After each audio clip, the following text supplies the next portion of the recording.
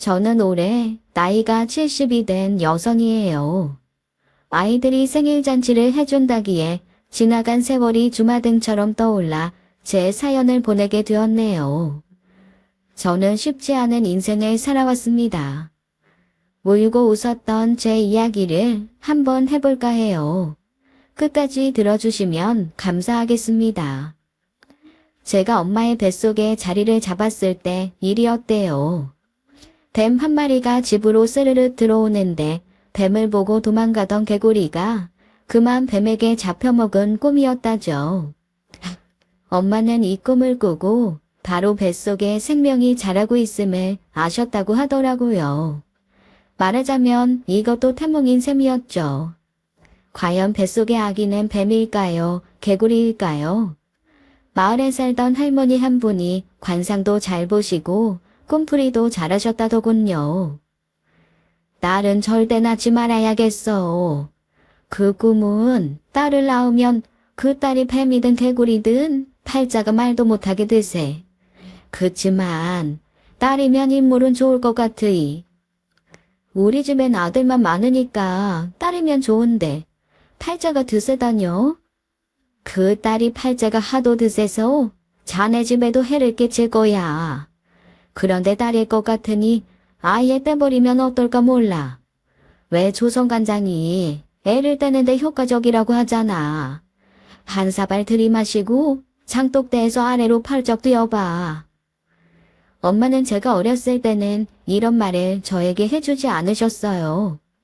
저는 나중에 집에 어떤 사고가 벌어졌을 때에야 이 일을 알 수 있었답니다. 저는 오남매 중 넷째로 태어났어요. 위로 셋은 다 오빠였고 제가 태어나고 나서 곧 제 아래로 남동생이 하나 더 태어났죠. 유일한 딸인 저는 아주 어릴 때부터 엄마의 부엌일을 거들고 허리를 펴면 곧 아래로 떨어질 것 같은 가파른 산에 있는 고추밭과 콩밭도 엄마와 함께 매면서 자랐답니다. 집안은 그야말로 찢어지게 가난했어요. 제 어릴 때에 대해서는 정말 잠시도 쉴 틈이 없이 일을 해야 했던 힘든 기억만이 남아있답니다. 그때는 돈을 벌기 위해서 너도 나도 서울로 가던 시절이었어요. 위에 오빠 셋이 다 서울로 가서 공장에 취직을 했죠. 당시에는 전화를 가진 집도 마을에 단 한 집 정도밖에 없었어요. 우리 마을 이장님 댁에 전화가 있었답니다. 서울로 간 오빠 비단구도 사가지고 온다는 약속은 없었지만 오빠 소식이라기에 반가워서 저도 엄마를 따라 전화가 있는 이장님 댁으로 갔어요. 그런데 엄마가 전화 내용을 다 들으시고는 전화기를 떨어뜨리며 그만 기절을 하고 말았죠. 이장님 댁 부인이 전화를 대신 받으셨어요. 아이고, 네 오빠가 공장에서 일하다가 그 그랬은지 뭔지 아는 기계에 팔에 끼어서 그만 오른손 팔꿈치 아래가 다 절단되었다는구나. 오빠가 불구가 되었다는 것이었어요. 오른쪽 팔을 못 쓰게 된 오빠는 다시 일자리를 찾아다녔지만 결국 가는 데마다 퇴짜를 맞았죠. 그 이후 취직을 포기한 오빠는 술로 세월을 보냈답니다. 그리고 우리는 오빠가 한밤중에 기차가 지나가는 철로에 서 있다가 사고를 당해 세상을 떴다는 믿지 못할 소식을 얼마 지나지 않아서 접하게 되었어요. 큰오빠, 우리 집의 마주이고 집안의 기둥이라고 믿어 의심치 않았던 우리 큰오빠는 그렇게 우리 곁을 떠났답니다. 이어서 둘째 오빠도 돈을 벌기 위해 서울로 갔어요. 그때만 해도 임금이 참 싼 시대였답니다. 시골에서 올라온 사람들이 대부분이었기에 공장마다 기숙사가 있었고요. 정말 쥐꼬리 중에서도 작은 쥐꼬리 임금을 주는 공장이 대부분이었지만 그나마 월급을 주면서 재워주고 먹여주는 곳이 우리 식구들로서는 고마울 수밖에 없었죠. 오빠는 열심히 일해서 받는 월급의 거의 대부분을 집으로 보냈답니다. 나머지 식구가 넉넉히 먹고 살 수는 없는 돈이었지만 그래도 큰 도움이 되었어요. 그래도 몇 년간 우리 집에 아무 큰일이 없는 평화로운 세월이 흘렀죠. 그런데 씨는 우리 집이 편안한 것을 무척 싫어하셨나 봐요. 어느 날 둘째 오빠가 일을 하다가 공장에서 쓰러졌다는 연락이 왔어요. 엄마가 급히 서울로 올라가셨죠. 요즘이야 일터에서 다루는 유해물질을 차단하는 일에 예민하지만 그때는 그런 일에는 관심조차 없던 시대였어요. 오빠는 금속을 액체로 된 납에 담가서 그 금속 위에 꽂혀진 물체들을 고정시키는 일을 하고 있었어요. 오빠 동료들의 말을 들으니 한 번 담글 때마다 납 연기가 앞을 못 볼 정도로 솟아 올라왔다고 했죠. 그곳에서 몇 년을 일한 오빠.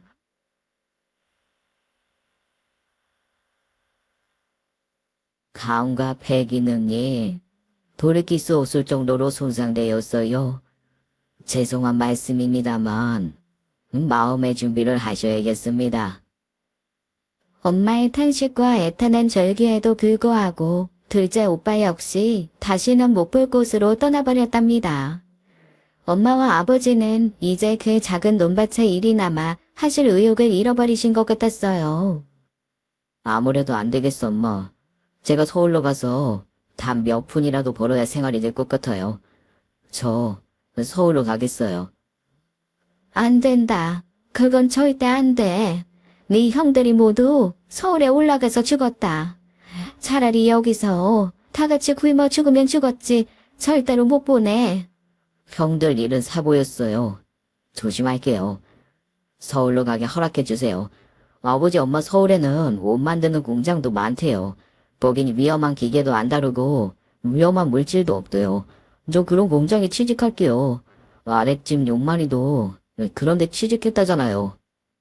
엄마와 아버지는 눈물로 말리셨지만 결국 오빠는 말을 듣지 않고 서울로 가는 기차에 몸을 실었답니다. 울며 불며 걱정을 하셨지만 엄마 아버지는 결국 셋째 오빠를 서울로 보낼 수밖에 없었어요. 이렇게 두 오빠들이 세상을 떠나고 셋째 오빠까지 상경을 했을 때 제 나이가 16이었죠. 저는 초등학교만 간신히 졸업할 수밖에 없었어요.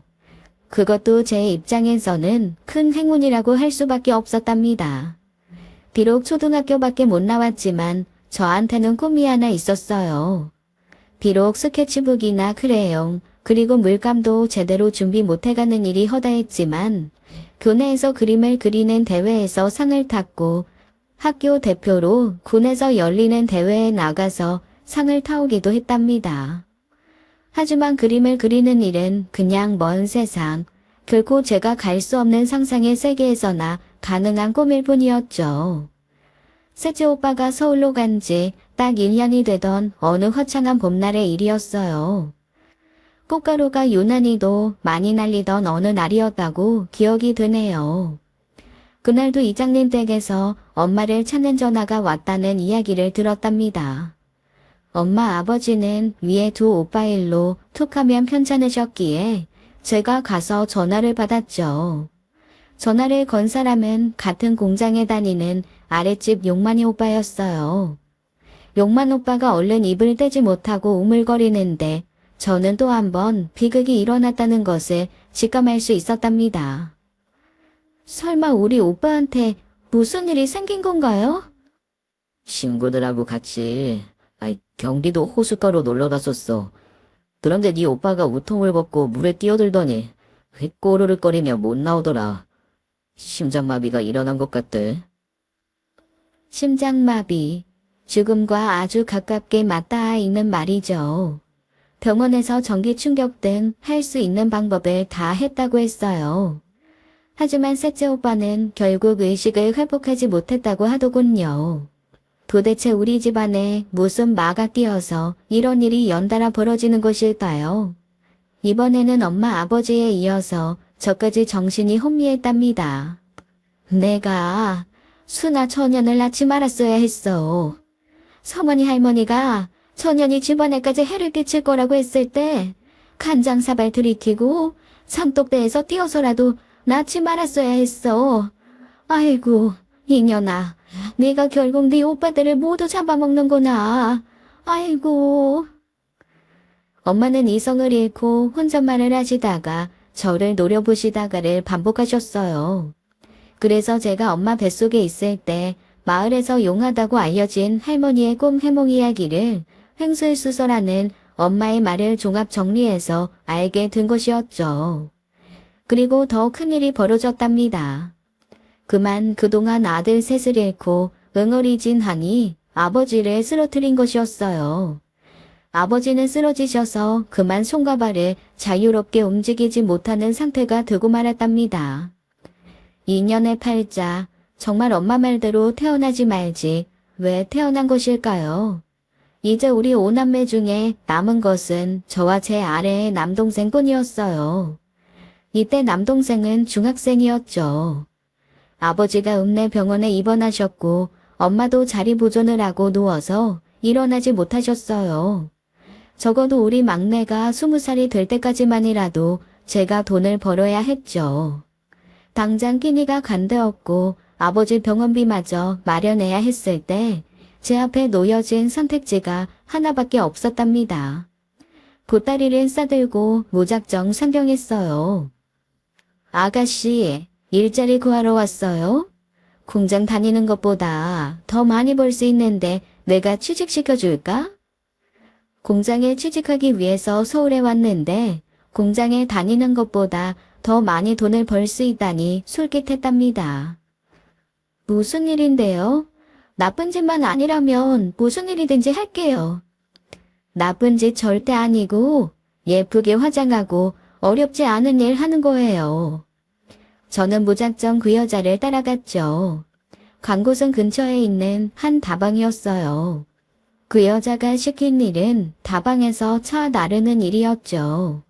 공장보다는 후한 월급을 주었기에 저는 남들의 눈에 의식하지 않고 열심히 일했어요. 제 나이 아직 18이었답니다. 다방 언니는 저더러 손님들이 나이를 물으면 20살이라고 대답하라고 교육시켰죠. 미스신, 아이 솜털이 뽀송하니 참 곱고 예쁘네. 아, 이리 와서 내 옆에 좀 앉아봐. 이 아저씨가 줄 것이 있어서 그런다니까. 미스신 바빠요. 팁이나 후하게 주신다면 모를까. 지금이야 미성년자가 이런 곳에 취직을 하면 큰일 나죠. 하지만 그때는 미성년자가 이런 곳에서 일을 하는 것이 들킬 일도 없었고 들켜보았자 큰 벌도 안 받는 그런 세상이었어요. 유 사장이라는 다방 손님은 제 주머니에 우선 지폐를 몇 장 넣어주더라고요. 그것을 본 마담이 재빨리 그 지폐들을 가져갔고 저한테는 극히 일부만 주었죠. 이렇게 아버지 뻘 되는 사람들의 시커먼 속내와 행동에 못 이겨 저는 결국 다방을 그만두었어요. 다방에서 일을 하면서 서울에 대해 그야말로 학지를 뗀 저는 집 근처에서 일을 찾아보기로 하고 집으로 내려왔답니다. 제 오빠들은 모두 죽을 만큼 일하다가 결국 세상을 떴는데 도로냉큼 내려왔단 말이냐? 아이고, 이 미친 것. 도대체 네가 이 집안을 어떻게 망치려고 이러는 거야? 사실 집에다가 다방에서 일한다고 말하지는 못했었죠. 그저 조금 보수가 좋은 공장에서 일한다고 했었어요. 그렇게 구박을 받고 지내던 어느 날이었어요. 읍내에서 일자리 하나가 났단다. 칼국수 집인데 꽤 크게 하는 집이야. 칼국수 날라주고 청소하고 부엌일 도와주는 일이란다. 옆집 채선이 엄마가 네 얘기를 했다더라. 내일 나가서 일하러 왔다고 하고 꼭 거기서 일할 수 있도록 잘 보여라. 알았어요, 엄마. 꼭 취직할 수 있게 가서 잘 보이고 올게요. 칼국수 집에서 다행히 저를 써주었답니다. 홀에서 서빙하고 청소하는 일, 주방에서 일을 보조하는 것 등이 모두 제 차지였어요. 일은 무척 힘이 들었죠. 하지만 초등학교밖에 못 나온 제가 무슨 일을 가리겠어요. 저는 몸이 부서져라 열심히 일했답니다. 비록 오빠 셋은 그렇게 갔지만 막내 동생 하나에게만큼은 좋은 세상을 살게 해주고 싶었어요. 공부도 시킬 수 있을 만큼 많이 시키고 싶었답니다. 오빠들처럼 공장에서 다치고 사고를 당하는 일 없이 좋은 직장에 취직하게 해주고 싶었죠. 아버지는 여전히 거동이 불편한 상태로 누워 계셨고, 거듭되는 사고로 인해 가슴앓이 병이 생긴 엄마는 집안일도 할 수 없는 상태였죠. 이런 상황에서 집에서 출퇴근을 해야 된다는 것 자체가 축복이었어요. 집안일을 해가면서 일을 나갈 수 있었으니까요. 그렇게 그 식당에서 2년을 열심히 일했답니다. 네 팔자가 드세다고 하더니만 그렇지만도 않은 모양이다. 좋은 혼처에서 널 마음에 들어한다고 하니 그리로 시집을 가거라. 엄마, 내 나이 20 넘은 지 며칠 되지도 않았어요. 그리고 내가 시집을 가면 엄마 아버지 병원비하고 막내 학비는 누가 되고요. 나하고 네 아버지 병원비, 막내 학비가 모두 해결될 수 있는 혼처야. 네 마음먹기에 따라 우리 집 운명이 걸렸어. 엄마 아버지 병원비와 동생의 학비까지 해결되는 혼처라니 부잣집인가 보다 싶었죠. 하지만 그런 부잣집에서 왜 저를 며느리로 맞이하고 싶어 하는지 그때는 알 수 없었어요. 알고 보니 저를 데려가겠다는 신랑 자리는 제가 일하던 칼국수 가게의 막내 아들이었답니다. 나이가 저보다 무려 16살이나 많은 사람이었어요. 제 나이 이제 20이니 그 사람 나이는 36이었죠. 저를 점찍었다는 신랑감의 이야기를 듣고 저는 저절로 고개가 저어졌답니다. 그 칼국수 집의 막내 아들은 제가 일하던 서울 다방에 나이 많은 음흉한 손님들 같은 사람이었어요. 미수진, 쟁반 무겁겠다. 내가 대신 들어줄게. 홀 청소도 나도 내가 대신 해줄 테니까. 괜찮아요. 제 일은 제가 할게요. 그냥 놔두세요. 지나친 친절은 항상 그 대가도 큰 법이죠. 사장의 막내 아들은 그러면서 저에게 허락도 없이 어깨에 손을 올리는 등 슈행이라고 할 만한 짓을 시도 때도 없이 일삼던 사람이었어요. 요즘에야 이런 일들이 말도 안 되는 세상이지만 당시는 제가 그 일에 항의해봤자 아무 도움도 받을 수 없는 세상이었어요. 항의를 하는 즉시 그 가게에서 쫓겨났겠죠. 집안일과 돈 버는 일을 같이 할 수 있는 좋은 직장이었기에 저는 이런 짓을 당하면서도 아무 말 없이 그냥 넘길 수밖에 없었답니다. 그런데 그 사람이 저와 결혼을 하고 싶다는 말을 사장님에게 했던 모양이더군요. 가게 사장님이 아들이 하도 조르니까 넘어가신 모양이에요. 이 기회 놓치면 정말 후회한다니까. 사돈 내 집 형편을 알고 그것까지 다 도와준다는 혼처가 어디 쉬워요? 나이 많은 게 좀 걸리기는 하지만. 엄마가 이 말을 듣고 귀가 솔깃하셨던 것은 당연했죠. 아이고 보내고 말고요. 나이 차이가 무슨 대수예요. 우리 아이 인물 하나 반반한 것 말고는 내세울 거 없는 집안이잖아요. 우리 집에선 아주 흔쾌히 응하더라고 가서 전해주세요. 마루를 닦는 척하면서 매파와 엄마의 말을 다 들은 저는 그만 저도 모르게 눈물이 주르륵 떨어지는 것을 멈출 수 없었어요. 엄마, 나 그 사람한테 시집가기 싫어요. 그 사람 절대로 좋은 사람 아니에요. 가게에서 일할 때 나한테 음흉한 짓을 얼마나 많이 했는데요. 엄마, 나 나이 조금 더 먹어서 성실한 사람 만나서 결혼하고 싶어요. 네? 네가 아주 굴러들어온 목을 차고 싶은 모양이구나. 너는 지금 부잣집 첩살이라도 이 집안을 위한 일이라면 가야 할 입장이야. 군말 말고 얌전하게 시집가거라. 저는 정말 그 혼처가 죽을 만큼 싫었답니다. 엄마가 저와는 상의도 없이 그 결혼을 진행하더라고요. 칼국수 가게 사장님은 종업원으로 식당에 잔일을 하던 아이와 자신의 아들이 결혼하게 된다는 것을 마음에 들어하지 않으셨어요. 막내 아들이 하도 조르니까 하는 수 없이 결혼시키기로 결정을 한 것이었어요. 거기다 내일 모레 40인 아들의 나이가 약점으로 작용한 것이었겠죠. 어느 날 엄마가 평상시답지 않게 사근사근한 목소리로 제게 말씀하시더군요. 예, 그 집에서 말이다. 우리 집 빚도 갚아주고 우리한테 생활비조로 도움도 준다고 했어. 우리 집 네가 알다시피 방에 불도 이틀이나 사흘에 한 번 지피는 형편 아니냐. 그런데 네 덕에 그런 어려움을 다 면하게 됐어. 팔자가 드세다느니 뭐니 하더니 그 할망구 용하다는 것도 다 거짓말이로구나. 엄마, 내가 서울에 가서 공장에 취직할게요. 그러니까 이혼사는 제발 그만두세요. 네? 마치 딸을 팔아 넘기려고 하는 것 같은 엄마가 정말 미웠어요. 며칠을 울었고 차라리 죽어버릴까 싶을 정도로 시집가기가 싫었답니다. 그렇지만 결국 제 마음을 돌리게 한 것은 다름 아닌 우리 집 막둥이였죠. 오빠들이 모두 요절하고 우리 집에 하나 남은 아들, 제 동생을 위해서 이를 악물기로 결심했던 거예요. 미스 진, 드디어 양쪽 집 허락이 떨어졌어.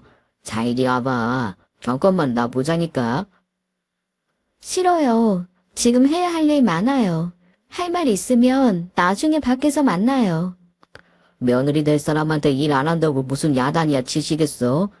이제 내 사람이든 아이 우리 집 식구인데 말이야. 식당 주방 구석에 정이 피곤한 사람들이 잠깐씩 들어가서 누울 수 있는 쪽방이 하나 있었답니다. 가게 막내 아들이 저를 끌고 그 방으로 가는 것이었어요.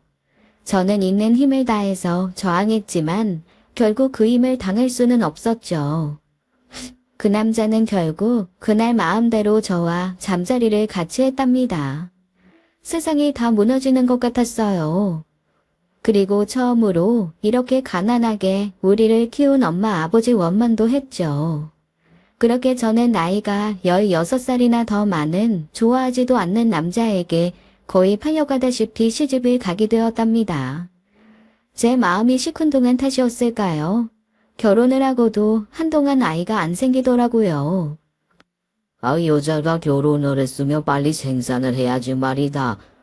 벌써 결혼한 지 1년이 다 되어 오는데 소식도 없으니 어쩐 일이냐. 며느리의 나이가 이제 20칸 넘었어요. 마음도 급하게 잡수시고 기다리세요, 영감. 곧 아이 들어설 거예요. 시어머니가 이렇게 제 편을 들고 나서셨답니다. 어느 세월에요. 이씨, 얼굴 반반하고 얌전해서 좋아했더니만 애 하나 빨리 못 낳고 말이에요. 아이를 낳건 못 낳건 네가 죽자사자에서 한 결혼이다. 안 사람한테 허물이 있으면 그걸 남편이 덮어주어야지. 아이 덮어주긴 뭘 덮어줘. 한창 생산할 나이에 아이를 못 낳고 있는데 뭘 덮어주란 말이야. 당신 저 아이 너무 싸고 들지 마라. 모진 시아버지 시집살이와 남편의 구박 속에서 제가 견딜 수 있었던 힘은 자애로우신 시어머니의 사랑 때문이었어요. 친정어머니에게서도 느끼지 못한 따스한 사랑이었죠. 아무튼 이런 식으로 시아버지와 남편의 시도 때도 없는 모진 구박을 견디며 살던 어느 날 몸에 이상이 있음을 알고 찾아간 한약방에서 임신했다는 말을 들을 수 있었답니다. 그리고 10달이 지나서 아이를 출산했죠. 뭐? 아이 딸이라고? 이 아이 가졌다기에 잠시 좋게 보았더니만 결국 또 실망을 시키는구나. 아버님, 다음번에는 꼭 아들 손주 안겨드릴게요. 정말 죄송해요. 딸이라고? 야, 네가 낳았으니 네가 알아서 키우든지 말든지 해. 이번에도 시어머니가 남편을 야단치시면서 제 편을 드셨죠. 애를 하나만 낳고 말 것도 아니고 젊은 아이니 앞으로 얼마든지 애를 더 낳을 수 있지 않겠니? 엄연히 네 자식인데 알아서 키우든지 말든지 알아서 하라니 그게 무슨 무책임한 말이냐. 남편과 시아버지는 강보에 쌓여있는 딸아이에게 눈길도 주지 않더군요. 아이가 없다고 당한 모진 구박, 하지만 딸아이를 낳자 그 구박이 더 드세지고 있었어요. 다시 일을 어떻게 한 거냐? 이거 매출 계산이 전혀 안 맞지 않냐? 아니면 너 혹시 매출을 네 친정으로 빼돌린 거 아니야? 아버님, 친정으로 돈을 빼돌리다뇨. 제가 어떻게 그런 짓을 해요. 분명히 주문받은 거 다 테이블별로 적어두었으니까 다시 계산하면 맞을 거예요. 내가 그 적어놓은 거 보고 계산해봤는데 안 맞던데? 너 심정으로 돈 빼돌리고 있지? 아범아, 그 돈 내가 급하게 개돈 볼 일 때문에 갖다가 썼다. 내가 말한다는 걸 잊었구나. 근데 세상 사람들이 다 네 한 사람을 의심해도 너만은 믿어야 그게 내외지. 네가 어떻게 애미를 의심한단 말이냐. 시어머니는 여전히 제 편이 되어주셨지만 시댁에서 시어머니의 힘은 그다지 큰 것이 아니었어요. 시어머니도 저와 비슷한 환경에서 자라셨고 이 집으로 비슷한 입장에서 시집와 모진 세월을 견디셨다고 하더군요. 그리고 지금도 역시 쉽지 않은 삶을 살고 계셨죠. 하지만 그러기에 제 입장을 누구보다 잘 이해하셨던 것 같았어요. 어머니 안 계셨으면 저 어쩔 뻔했어요.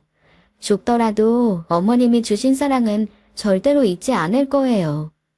젊은 애 입에서 죽는다는 얘기가 왜 나오니? 내가 네 마음 다 알고 있어. 그러니 애미야, 너 혼자라고 생각하지 말고. 그리고 그 계산이 안 맞는다는 일의 전말도 곧 알 수 있었죠. 애비야, 가게돈에 손댄 게 너라는 거 내가 잘 알고 있다. 가게돈에 또 손을 댄 것도 모자라서 그걸 네 한 사람한테 떠넘겨? 그러고도 네가 남편이고 애비란 말이냐? 이렇게 딸을 낳았다는 이유로 구박받고 남편이라는 사람은 자기가 저질러 놓고 저에게 도둑 누명을 씌우는 등 모진 시집살이를 하던 중에 아랫배가 뜨끔뜨끔 마치 배에 뜸을 뜨듯 아픈 날이 여러 날 지나가고 있었답니다. 병원에 가봐야겠다는 말도 못하다가 어느 날 틈을 보아 시어머님께 말씀드렸어요. 어머니, 무슨 일인지 아랫배가 너무 뜨끔거려서 견딜 수가 없어요. 어머니, 저 병원에 좀 가게 해주세요.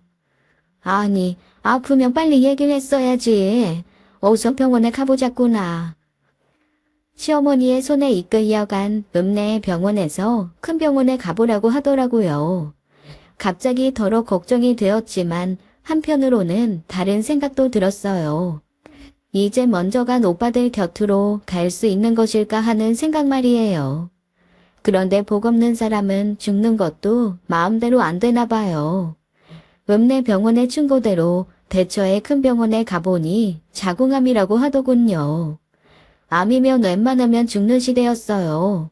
그런데 저는 죽어지지도 않더라니까요. 수술을 통해서 자궁을 드러냈죠. 살았다는 사실이 이렇게도 원망스러울 수 있을까요? 시어머니가 저를 다독이셨지만 시어머니의 위로마저 도움이 되지 못했어요. 이제는 정말 성녀, 즉 아이를 낳을 수 없는 몸이 되었답니다. 시아버지는 이제 저를 며느리 취급도 안 하시더군요. 남편은 한술 더 떠서 아예 저를 사람 취급도 안 했어요. 아무리 딸이지만 시아버지에게는 손녀이고 남편에게는 자식인데 딸아이에 대한 무관심은 저를 더욱 아프게 했죠. 애미냐? 밥을 왜 부엌 구석에서 남의 집밥 먹듯이 먹고 있어. 차려서 안으로 들여오려무나. 나도 좀 출출하구나. 시어머님은 부엌에 서서 눈칫밥을 먹는 저를 이렇게 달래주셨죠. 그리고 제가 집안일로 가게 일로 시달리는 동안 딸아이도 맡아주셨어요. 그런데 남편이 어느 날 웬 아이 하나를 안고 들어오더군요. 내 자식이야. 더 이상 아이를 못 낳는 몸이니 밖에서 나온 아이라고 뭐 키운다고 못하겠지? 아들 아이니 잘 키우라고.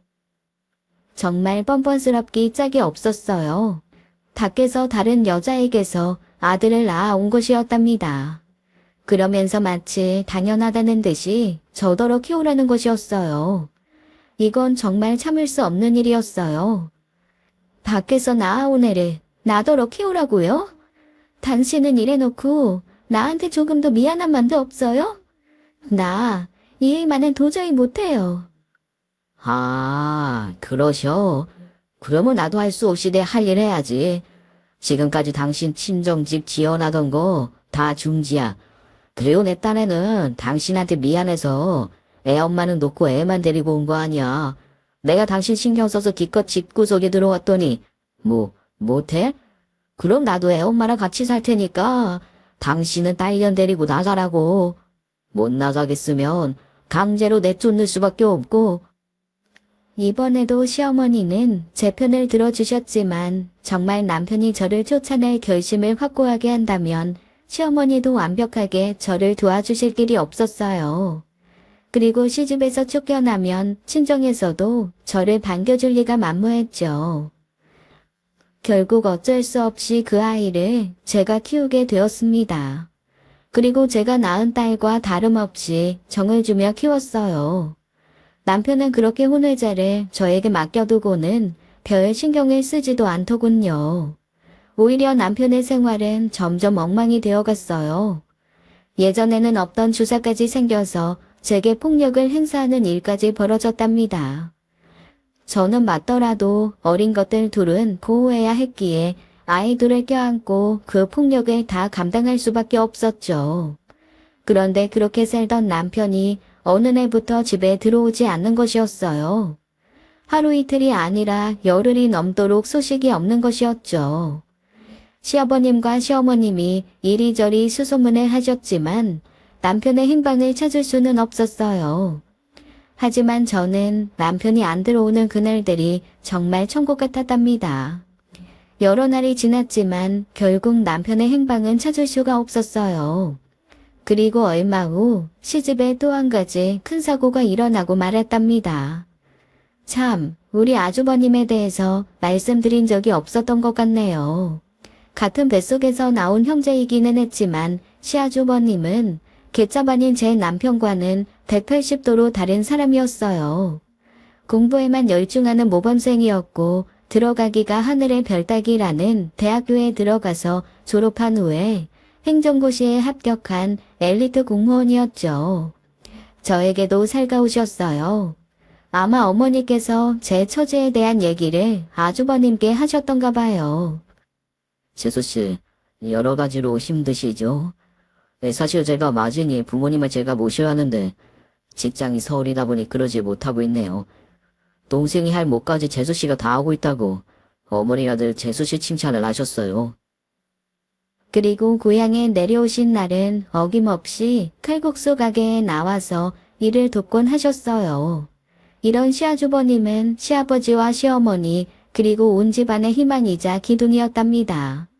그런데 어느 날 시어머니가 전화를 받으시다가 그만 혼절을 하시더라고요.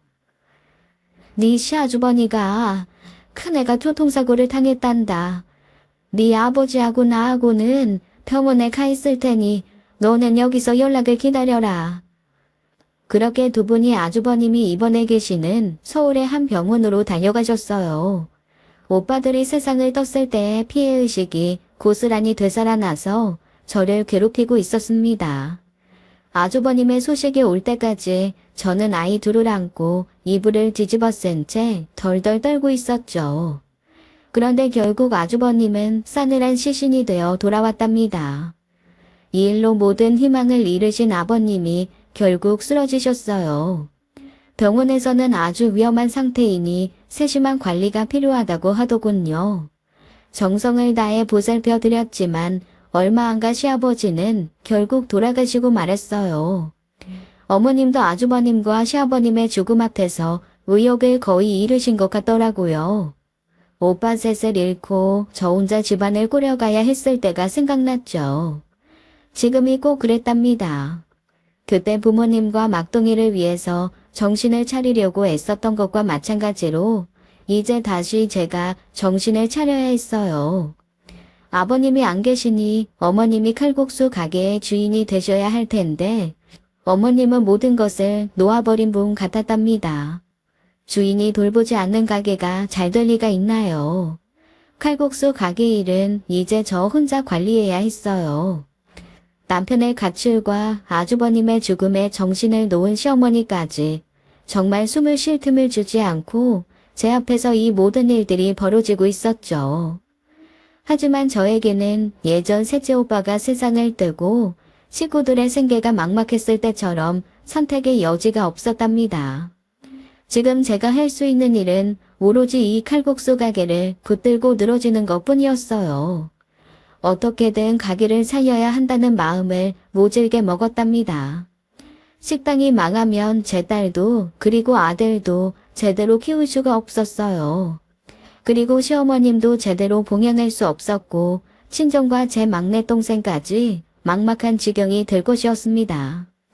저 혼자였지만 어떻게든 도로 일으켜 세워야만 여러 목숨 부지할 수 있었어요. 그렇게 혼자 힘으로 가게를 다시 살리려고 죽자고 노력했지만 결코 쉬운 일은 아니었습니다. 우선 가게가 힘들어지니 오래 일한 직원들이 가게를 떠나기 시작했죠. 사모님 얼굴 봐서 계속 있고 싶지만 저도 애들을 키워야 하는 입장이니 부디 이해해 주세요. 가장 중요한 주방장마저 떠나고 나니 정말 눈앞이 캄캄하더군요. 그럴수록 정신을 바짝 차리려고 애썼죠. 가족 같은 직원들이 모두 다 떠난 자리, 그 아무도 없는 공터 같은 곳에서 저는 아주 힘들게 그렇지만 또 조금씩 일어서고 있었습니다. 주인이신 어머니가 식당에 신경 쓸 수 없는 상태였고 직원들도 모두 떠나 다 망한 식당에 직원들을 모집해보아도 오는 사람이 없더군요. 그럴수록 힘을 내자고 마음을 먹고 저 혼자 힘으로 가게를 돌봤죠. 주방일부터 시작해서 홀을 청소하고 관리하는 일까지 모두 제가 했답니다. 그런 어려운 중에도 파는 음식의 맛과질을 떨어뜨리지 않기 위해 노력했어요. 주방장이 있을 때만큼의 맛있는 칼국수를 만들기 위해 입이 헐도록 칼국수를 맛보아가면서 온 힘을 다했죠. 그렇게 조금씩 칼국수 가게가 제 모습을 되찾아가고 있었어요. 손발이 다 닳도록 죽어라고 가게 일에만 매달린 대가였죠. 식당은 이제 북적북적 잘 되기 시작했어요. 덕분에 우리 엄마의 말년은 경제적으로 편안하셨답니다. 그러나 오빠 셋을 잃은 엄마 아주 오래 사시지는 못하시고 돌아가셨어요. 미로 오빠 셋을 잃고 이미 마음과 몸에 병이 들어버리셨던 아버지는 엄마보다 훨씬 전에 돌아가셨고요. 그러나 사라진 남편은 여태까지 아무 연락도 되지 않고 있었답니다. 그렇게 강산도 변한다는 10년이 흘러간 것이었죠. 가게는 이제 제자리를 잡았을 뿐만 아니라 제가 시집 왔을 때보다 훨씬 커져 있었답니다. 혼자 가게를 일으켜 세우면서 아이 둘을 키우고 친정을 도우며 시어머니까지 봉양했던 것이었죠. 서희 엄마 이제 보니 아주 독종이야 독종. 나는 서희 엄마가 그저 얌전한 사람인 줄로만 알았는데 시어머니까지 성치 않으신 마당에 정말 장하네 장해. 혼자 몸으로 이만큼 일어선 게 어디 쉬운 일인가? 제가 뭐 한 일이 있나요? 시어머니가 편찮으시지만 옆에 계셔주셔서 다시 일어설 수 있었죠. 서희 우리 딸도 이제 자라서 초등학교에 다니고 있었답니다. 제가 낳지는 않았지만 제 아들로 키운 아이도 자라서 내년이면 초등학교에 입학할 나이가 되어 있었어요. 이렇게 박복한 저에게 그래도 자식복은 있었나 봅니다. 아들과 딸은 모두 착한 심성을 가지고 잘 자라주었어요. 엄마, 나 이 다음에 자라서 의사 선생님 될 거야. 그래서 우리 할머니 고쳐드리고 엄마 허리 아픈 거, 다리 아픈 것도 다 고쳐줄 거야. 아직 철도 들지 않은 나이인 아들의 이런 말에 콧등이 시큰했답니다. 말뿐만 아니라 학교에서도 모범생으로 선생님들의 칭찬이 자자했어요. 어린 시절부터 아들아이는 시어머니와 저에게 정말 효자였답니다. 어린 것이 제가 하는 것을 보고 할머니 약수발을 따라서 하기도 하고 제가 가게에서 파김치가 되어 돌아와 보면 서툰 솜씨로 차린 밥상이 방에 놓여져 있기도 했답니다. 제 노나인 딸과 함께 저를 위해 마련해 놓은 것이었어요. 핏줄이라는 게 이런 걸까요?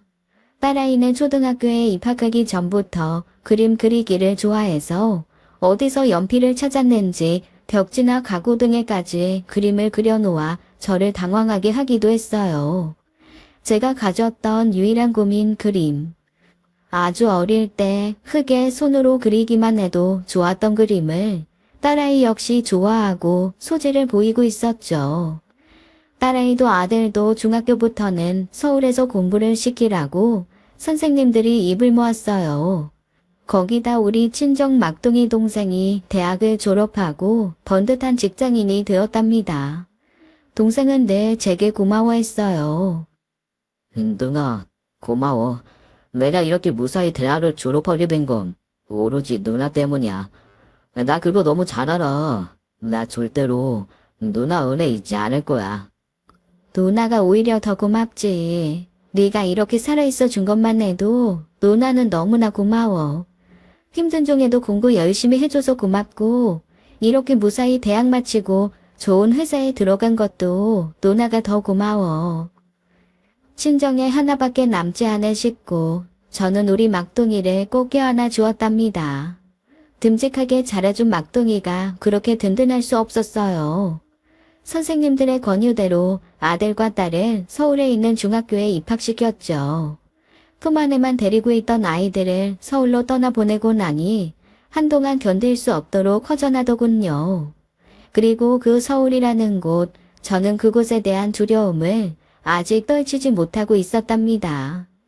오빠셋을 모두 앗아갔고 다정하셨던 시아주버님까지 돌아가신 곳, 저에게 좋지 않은 기억만을 남겨준 곳이었어요. 아이들을 보내놓고 한동안 전화벨이 울리기만 하면 가슴이 쿵 하고 내려앉곤 했죠. 서준이니?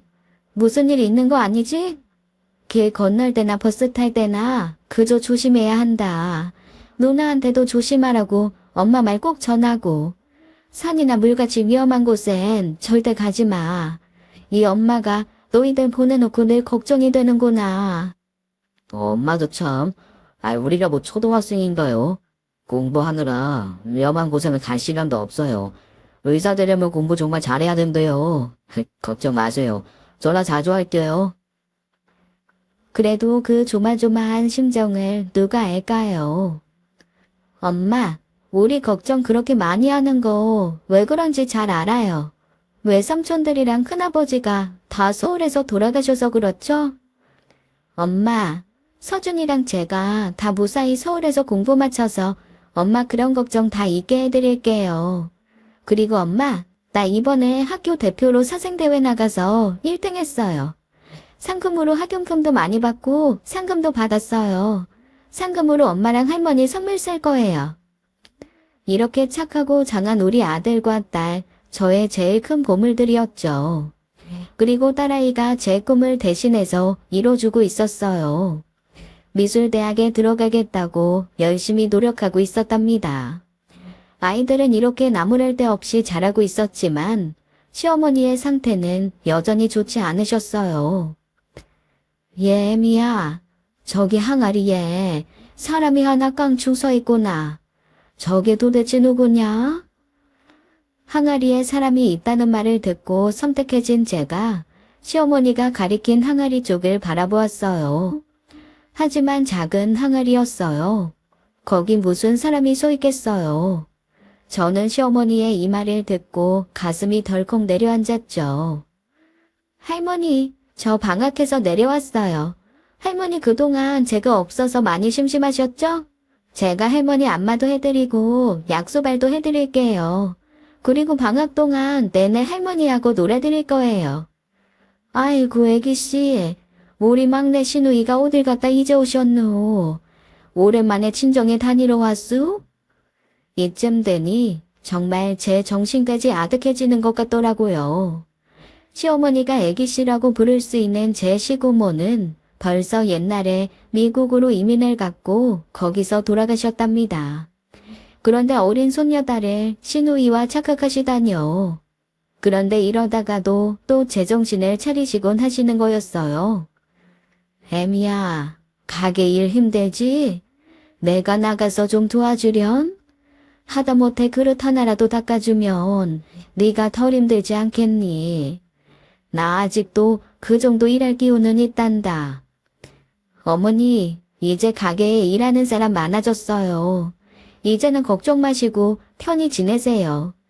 돌아가시기 전에 효도를 해야 하는데 늘 바쁘다는 이유로 안마 한번 제대로 못 해드리네요.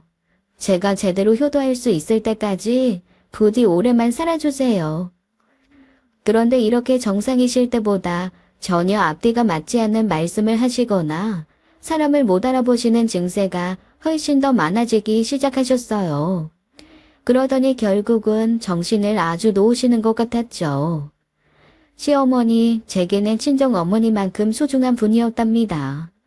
그 모진 시아버지 시집살이와 남편의 무관심과 학대 속에서 유일하게 저를 감싸주신 분이었어요.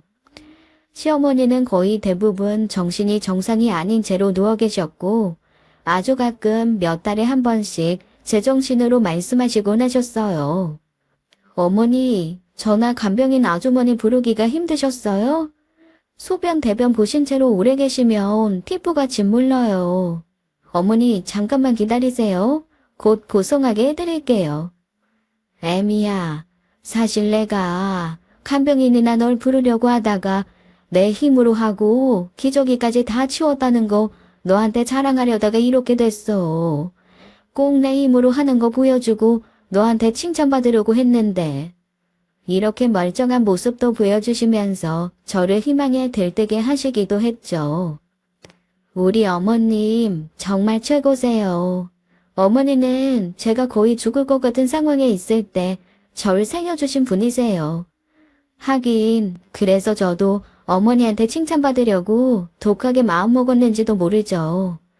이제 애들도 다 자라서 장성했을 때 다른 누구도 아닌 어머니한테 애미야 수고했다 하고 칭찬받고 싶어요. 그런 칭찬 받을 만할 때까지 오래오래 사셔야 돼요. 이렇게 말하는 제 머리를 어머니가 따스하게 쓰다듬어 주셨답니다. 이날 어머니는 하루 종일 정신이 맑으셨고 제게 일 한 가지를 시키시더라고요. 그렇게 평온한 나날이 10년이 또 흘러갔죠. 그런데 그 평온을 깨는 일 한 가지가 생겼어요. 다름 아닌 분명히 어디 가서 죽었지 싶었던 남편이 돌아온 것이었죠. 몰골이 완전히 노숙자 몰골이더군요. 세월의 흐름에도 변하지 않는 것이 있다더니 그게 바로 남편의 마음인 것 같더라고요. 이야, 아주 주인 행세를 아주 그럴듯하게 하고 있네. 야, 네가 무슨 권리로 이 가게에 앉아서 주인 행세를 해? 닭에 내놔. 이 가게 오면이 우리 아버지 거야. 꼴도 보기 싫으니 내놓고 딸년 데리고 나가버리라고. 가게가 다 망할 때까지는 어디 가서 나타나지도 않더니 이제 길을 쓰고 생겨놓으니까 당신 거라고요? 당신 이 가게에 대해서 요만큼도 권리 없어요. 그리고 나가라고요. 당신이야말로 식구들 앞에 얼굴 디미지 말고 다시 나가요. 죽어서 시체로 들여나가면 모를까. 나는 죽어도 못 나가니까 어디 맘대로 해봐요. 또 소리 지르고 죽도록 때려보라니까요. 내가 눈이나 하나 깜찍하나. 예전에 그저 순종하던 그 모습이 아니라 악에 받쳐 소리를 지르니까 남편이 조금 흠칫하기는 하더군요. 하지만 대낮인데도 남편은 술이 떡이 되도록 취해 있었고 가게에서 테이블을 뒤엎고 그릇을 던지는 등 난장판을 벌이는 것이었어요. 저는 일말의 망설임도 없이 경찰을 불러서 남편을 내쫓았답니다. 내쫓긴 후에도 남편은 고래고래 소리를 지르면서 온 동네 사람들을 정신사납게 만들고 있었어요. 사모님 사귀던 여자가 도망갔다는 소문을 멀리 사는 친척이 알려주더라고요. 사장님이 가지고 나가셨던 재산을 그 여자가 다 팔아들고 튀었다는 거예요. 이제 무인푼 대신이 돌아오셔서 저러시는 거라니까요. 남편은 다음날 다시 나타나서는 칼국수 식당은 자신이 정당하게 상속받을 가게라고 주장하더군요. 저는 남편에게는 그야말로 동전 한 입 주고 싶지 않았답니다. 그래서 변호사를 선임해 물어보았죠. 변호사가 말해주더군요. 시아버님이 유언 없이 돌아가셨기 때문에 유족인 시어머님과 남편에게 상속분이 돌아간다는 것은 맞다는 것이었어요. 그러나 가게가 거의 다 망해서 거의 없어진 것과 같았을 때 그것을 다시 만드는 일에 전혀 기여한 바가 없다는 것이 저에게 유리하게 작용할 것이라고 했죠. 그리고 10년이라는 세월을 자신의 재산이라고 주장하는 곳에 나타나지 않았다는 것은 권리를 포기한 것으로 해석될 가능성도 크다고 했어요. 자신의 권리를 행사하지 않는 자를 법은 돌보지 않는다는 것이었죠. 법은 권리 위에 잠자는 자를 보호하지 않는다는 멋있는 말이 있다고 변호사가 말해주더군요. 이러한 사실들을 쉽게 증빙할 수 있기 때문에 소송으로 간다면 남편에게 갈 재산이 전혀 없거나 아주 적을 수 있다는 것이었어요. 남편도 어디서 알아보았는지 이런 사실을 알고 있는 것 같더라고요. 그러니까 이번에는 다른 말로 협박을 하고 난리를 피우더군요. 우리 어머니 재산이라고 그걸 왜 네가 놔줘? 당장 나한테 내놓으라고. 네가 어머니 재산 따지 네 것이라고 하지는 못하겠지? 좋은 말 할 때 내놓으라오니까. 아니면 정말 가만두지 않을 테니까. 그러나 남편은 제 신고로 출동한 경찰에 의해 다시 쫓겨났고 저는 모든 것을 상속받았답니다. 어떻게 그럴 수도 있었느냐고요. 어머님이 정신이 맑으시던 바로 그날 저에게 칭찬을 받고 싶어 하셨던 날이었죠. 그날 어머님은 가게를 완전히 제게 맡으라고 시키셨답니다. 법적으로 제가 완전히 상속을 받도록 하신 것이었어요. 남편이 변호사를 선임하고 소송을 했지만 재산 형성에 기여한 바가 전혀 없고 10년 이상 그 권리를 주장하는 재산에 대해 상당한 기간 동안 별다른 권리 선언을 하지 않은 점 등을 재판부가 지적하더군요. 그래서 남편이 사라져 있었던 기간 동안에 사실상 가게에 대한 권리를 포기한 것으로 보는 것이 합당하다는 판결이 내려졌어요. 이렇게 가게는 지난 10년이 넘도록 온갖 힘든 일을 참아가며 일으켜 세운 제게 주어졌답니다. 그렇게 또 세월이 흘렀죠. 남편은 이제 정말 어디 가서 죽었는지 살았는지 확인도 되지 않고 있고 저는 굳이 확인하고 싶지도 않았어요. 아이들은 그 사이 사고 없이 훌륭하게 자라서 의과대학과 미술대학에 입학하고 졸업했답니다.